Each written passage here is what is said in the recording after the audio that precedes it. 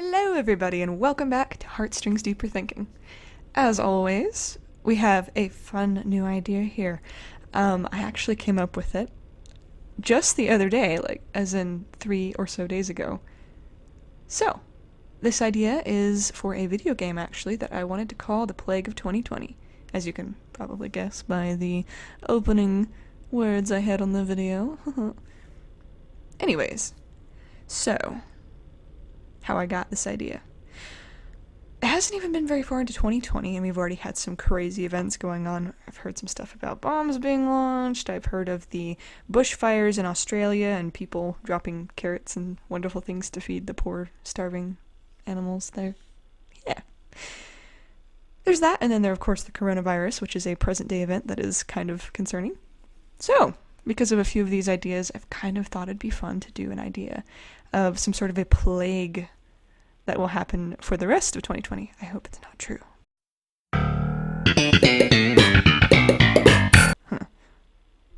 Anyways, back to the subject.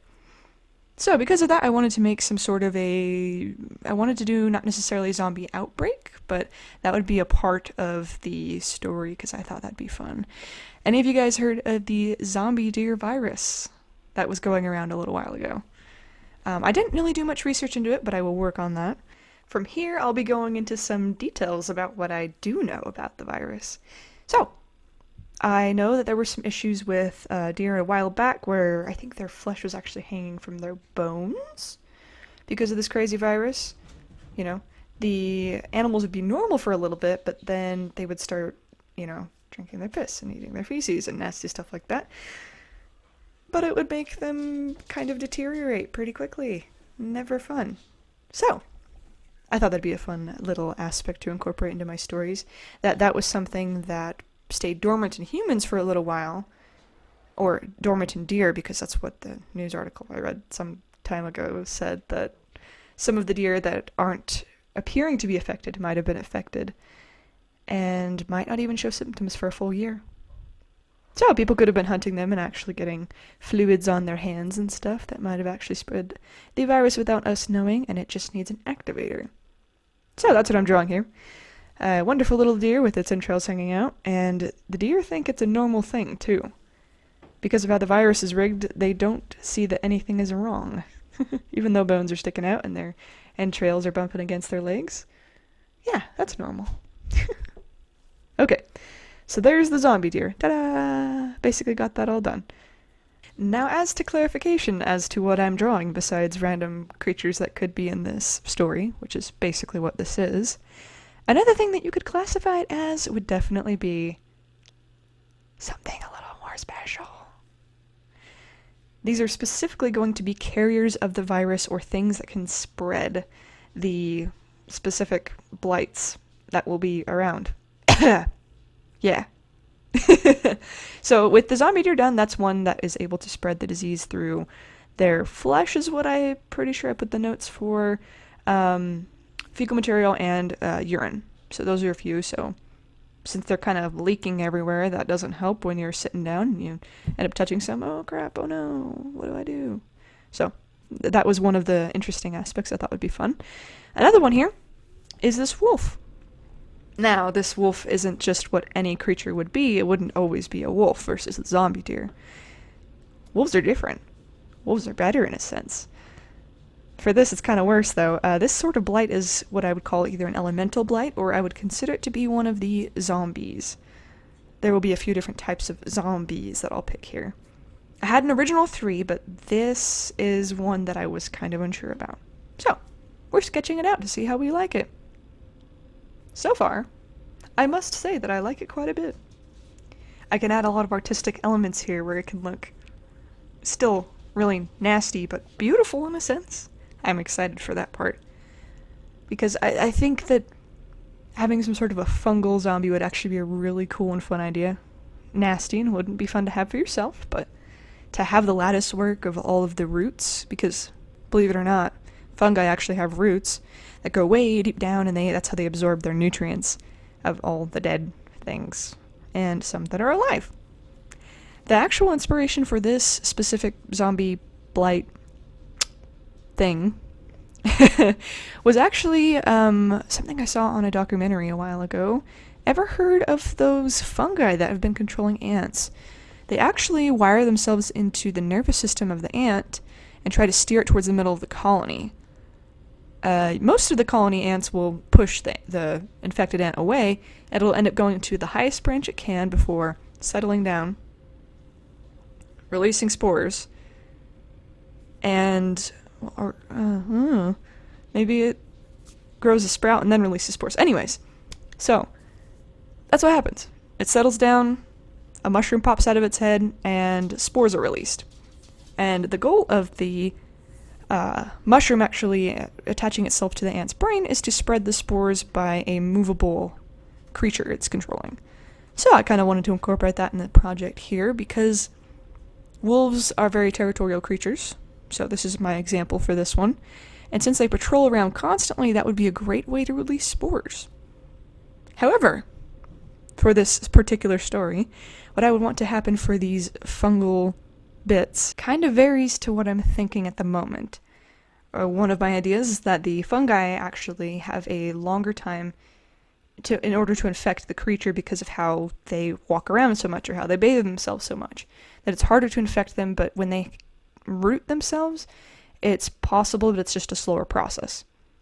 Okay, so I wanted that to happen. Maybe it takes a long time for the mushrooms to grow, but the main point here is that these animals don't really have much that they can do by themselves to actually get rid of these fungi. It's basically the end for them, unless a person comes along and tries to help them, and that's what your character is actually going to do, because the more that this fungi spreads, the worse it is for everybody. So even helping one sad, strange animal out will really actually impact the entire forest and the area that you're living in. Because, honestly, if these guys, which are pretty big, are releasing these big old patches of spores, all the other animals in the area are going to get infected. They might attack people. They might do other crazy stuff like that. Not what you want. So, as you can see here, I am drawing the lattice work of basically the veins of the fungi, which are the roots. These actually are on almost any fungi that I can think of. And for this case, the roots are ingraining themselves in the fur and the skin and muscle, everything underneath. So at this point, this wolf is pretty far gone. It can still be helped, actually, but if it goes on for much longer, things will not look good for this wolf. So the point that you can tell when these creatures are actually going to be beyond help is when their eyes kind of turn this frosty blue color and they lose their pupils. They're kind of like a Parasect, which actually that's what the Parasect is based off of, is this sort of fungus among us thing. So the blank eyes that are slightly blue are an indication that the creature is far beyond being able to be saved. The red baggy eyes is also a problem, and those are usually pretty visual because of how bright red they are. That is usually a tragic thing that happens, but you want to stay away from that creature, or usually you actually want to kill it when it's far away, so the fungi can just go down to start consuming the animal instead of completely decimating the area with its spores. So, now I'm just adding a few more little things for the deer, but that is basically what I have for the wolf aspect. Yeah. I do want to say that when these creatures do go dormant, what ends up happening is really kind of sad. After they've done their last patrol, which the fungi will actually make them do, and it'll be pretty excessive and tiring, they'll actually just stay in one spot, settle down, and that's when they're going to be dying. And being food for the mushrooms. Yay. Yay. So, next up here, I wanted to explain the actions for each creature. I already explained some for the wolf. You can engage them, but it's best to do so when the spores are inactive, as you do not want to get yourself infected. You are able to kill them from a distance if you do not want to help them. That is an option, but there's not really a point in doing so unless you're trying to actually help the environment. For the zombie deer, it's best to just avoid them. It's best to just avoid any deer in this world, because even ones that look normal are probably carriers of the virus because of how deer operate. Yeah.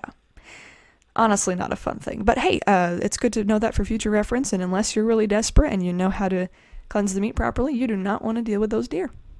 Alright. Next up here. So, now we're getting into the other type of blighted creatures, or elemental worn creatures.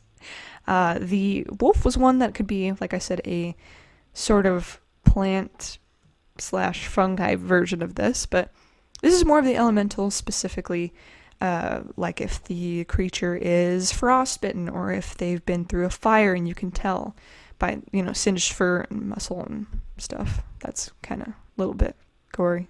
Not really. I'll put a little itty bitty gore warning, but it's not really bad. It's just me saying zombie stuff. Okay, anyways, so creatures that are affected by the elements in those ways, hypothermic, frostbitten, and burned are the three that I thought of originally. These animals will actually usually come up to you.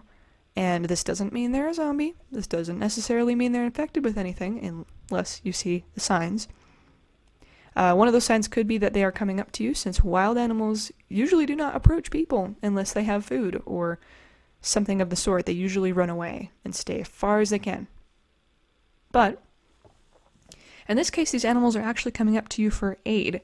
And if not aid, then the very sad act of sending them to the grave. Because that's what some people do to end an animal's suffering, which is really sad. But that's what you gotta do sometimes in order for life to go on. Anyways, back out of the sad stuff. So, this example here is a little cat that got a little bit burned up, and really, for this, it's just a, more of a mild burn, mostly just the fur being gone, so they'll be just fine as long as you help them out. A little bit of burn oil so they don't actually become infected later on from their open wounds. So, that's something in the story, and it's also kind of cute to have these little itty-bitty fluffy things coming up to you and snuggling up to you when you're trying to sleep. It's not fun when they're frostbitten because they're cold. Very, very cold. Or when they're wet from hypothermia and, being flooded or something.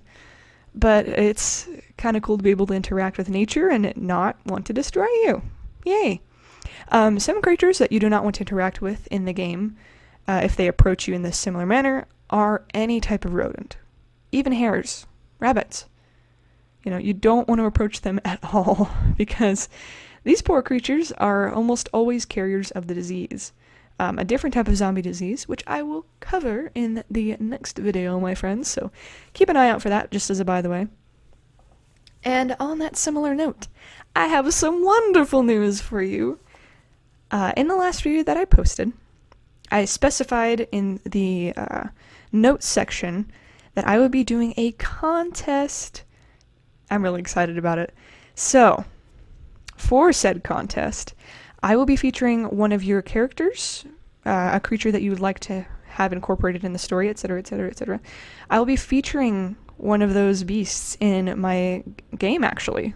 So, in the next video, hopefully, I will be featuring one of your guys' pictures / posts or ideas of what I should be putting in as a character. So, that's a little exciting thing for you. Of course, you'll be credited for it, and that will be in the game credits. So remember to like, share, comment, and subscribe. Hit that bell notification so you can see the next video and get an update on what's up. I'll go ahead and post around what the specifications for the contest will be. In the meantime, I'll talk about this little itty-bitty rat here. So, very simply put, rats are the biggest carriers of the disease. They're really hard to stay away from, but they're really not that bad if you know what to do. Usually if you poison them and dispose of them properly, no issues. But since they are so common in the areas that your character dwells upon, it's kind of a little bit of an issue in order to stay safe and away from contamination. But yeah, just kind of like the bubonic plague. Alright, well, thank you guys again so much for watching. I appreciate you all being here. And even if you don't want to play my game, even if you just think it's cool, or even if you're just here because supporting me, yay! I'm alright with all those things. Thank you guys all for being here, and I look forward to hearing from you soon. Bye bye, my friends. Thank you again.